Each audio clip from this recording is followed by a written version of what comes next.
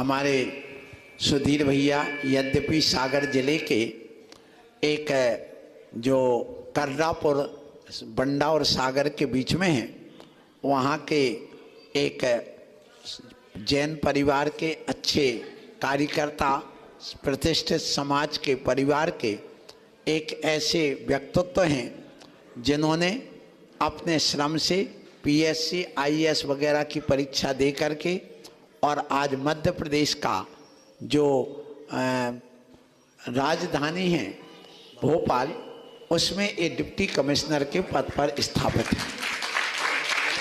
आपको व्यक्तित्व तो बिल्कुल सहज सरल लग रहा होगा, एक कमिश्नर होकर के ऐसे व्यक्ति, हाँ ऐसे रहते हैं। बड़े आदमी को कभी अहंकार और प्रदर्शन की बात नहीं होती, छोटा आदमी बैठता है। आप देखना, जब कभी भी वो मजदूर जो मैं देखता हूँ, जब वो काम करते दिन भर और शाम को बढ़िया सूट बूट पहन करके प्रेस किया हुआ लेके आते हैं और मोटरसाइकिल पर बैठेंगे और बढ़िया बैठेंगे, चश्मा लगाएंगे और पान चबाएंगे और फिर जाएंगे। क्यों?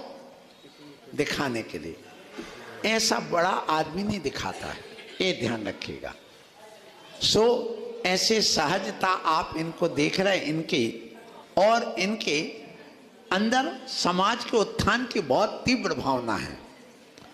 और ये बात है कि एक अनुशासन करके एक आचार्य गुरुवर विद्यासागर जी महाराज के आशीर्वाद से एक संस्था चल रही है। उस संस्था में बालक और बालिकाएं जो आईएएस आईपीएस अपना एमपीपीएससी यूपीपीएससी आदि की परीक्षाओं की तैयारी कराई जाती, उसके डायरेक्टर हैं हमारे सुधीर भैया। और ये हमेशा समाज के उत्थान के लिए बहुत अच्छा एक मानवता के रूप में मोटिवेशन का काम करते हैं। आज अपनी बात भी रखेंगे, अपनी शंका भी रखेंगे। आशीर्वाद। नमस्ते भगवान। भगवान, ये प्रार्थना है कि विभिन्न मंचों पे हम लोग अपनी जिज्ञासा रखते हैं, चिंतन रखते हैं कि देश में इतनी सारी समस्याएं हैं, समाज घट रहा है, तीर्थों के रक्षण में समस्याएं आ रही हैं, बच्चियां हमारी बाहर जा रही हैं। इस सारी बातों पे चर्चा बहुत होती है, लेकिन चर्चा के बाद इस पर कदम बढ़ाने में बहुत कठिनाई आती है। या वास्तव में कहें तो हर आदमी समझता है कि मेरी बेटी तो बहुत बढ़िया है, तो फलाने की बेटी गड़बड़ होगी। तो हम सब लोग ऐसा करते रहेंगे तो इसमें व्यवस्था में सुधार कब होगा और कैसे होगा? देखिए, मैं भी बता रहा हूँ, एक सप्ताह में मैंने 8 दिन में 7 लड़कियां भाग गई अपनी जैन समाज की, शादी कर ली। कहाँ करी?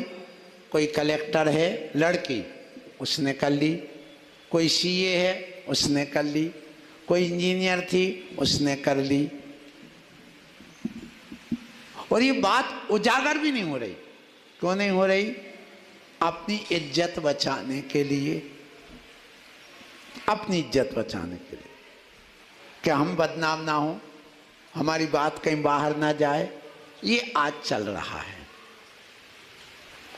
अब समस्या ये है, आज हमारे पास सुबह से लेके अभी शाम तक कम से कम 10 से 12 लड़कियों के माँ बाप आकर के आशीर्वाद लेके गए हैं। महाराज, हमारी बेटी पूना जा रही, हमारी बेटी बम्बई जा रही, हमारी बेटी नोएडा जा रही, हमारी बेटी दिल्ली जा रही है। काहे के लिए? नौकरी के लिए, पढ़ने के लिए, आईएएस की तैयारी करने के लिए। तो उससे कहा, तुम इतना ध्यान रखिए कि अपने धर्म को नहीं छोड़ना, उससे प्रभावित नहीं होना। सच्चा व्यक्ति वही है, सच्चा जैनी वही है जो वक्त को अपने सांचे में ढाल लेता है, वक्त के सांचे में वो नहीं ढलता है। मानो उन परिस्थितियों में अपने आप को नहीं ढालता, बल्कि उन परिस्थितियों को अपने में ढालने की कोशिश करता है। तो अब उनसे जब जैसे बात कर, नहीं महाराज, हमारी बेटी ऐसे नहीं, हमारी तो बहुत अच्छी, बहुत अच्छी, बहुत अच्छी, बहुत दृढ़ है, बहुत दृढ़ है। यही कर्म किए हैं जो आप कह रहे हो।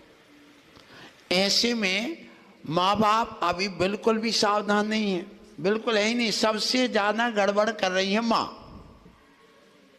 मैं फिर कहूंगा। हाँ, आज नहीं, 10 साल में ही आपको रिजल्ट मिल जाएगा। बहुत बुरा रिजल्ट आने वाला इस जैन समाज का। तुम्हारे सारे बच्चे कुंवारे बैठे रहेंगे, लड़कियां सब जा जा करके कहाँ शादी करेंगी, ये तो आप देख रहे हो, और होना यही है। और तुम्हारे लड़के उनसे शादी करेंगे जो बिल्कुल नीचे आचरण वाले होंगे, तो ना तुम्हारे उनके बेटे सुरक्षित रह पाएंगे, ना जो तुम्हारे यहाँ आई है उनके बेटे सुरक्षित रह पाएंगे। इसका रिजल्ट हम बता रहे हैं। अग्रवाल समाज, कौन सी समाज? अग्रवाल पूरे जैनी थे 100%, लेकिन क्या हुआ आज अग्रवाल में मात्र 5% जैनी बचे हैं, 95% कौन बन गए? वैष्णव। 95% वैष्णव बन गए, मात्र 5% जैन बचा है अग्रवाल जैन में। यही तुम्हारी दशा होगी, तुम सिर्फ 5% बचोगे जितने अंतर जाति विवाह कर रहे हैं, विजाति विवाह कर रहे हैं, और वो बचेंगे। इसलिए सबसे अच्छा जो मैंने आपको उपाय बताया है, वो उपाय यही है कि बेटी जैसे पढ़ करके कंप्लीट पढ़ाई हो, कंप्लीट पढ़ाई, जैसे डॉक्टर है, मालूम बेटी हमारी डॉक्टर बन गई, 4th सेमेस्टर 8 लास्ट है और वो इंटर्नशिप के लिए जा रही है।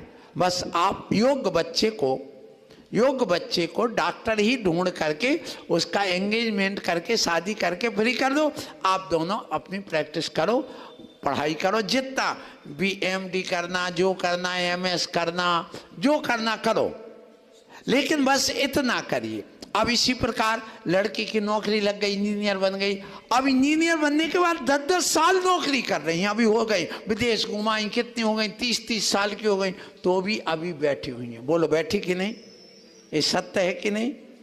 तो अब जब वो लड़की इतनी लेट हो जाएगी शादी में, तो ये समस्या तो आएगी। तो इसका समाधान यही है कि जैसे लड़की की पढ़ाई समाप्त होती तत्काल शादी करिए, नौकरी के चक्कर में मत पड़िए। नौकरी के चक्कर में पढ़ने जाओगे तो अपनी लड़की खो दोगे।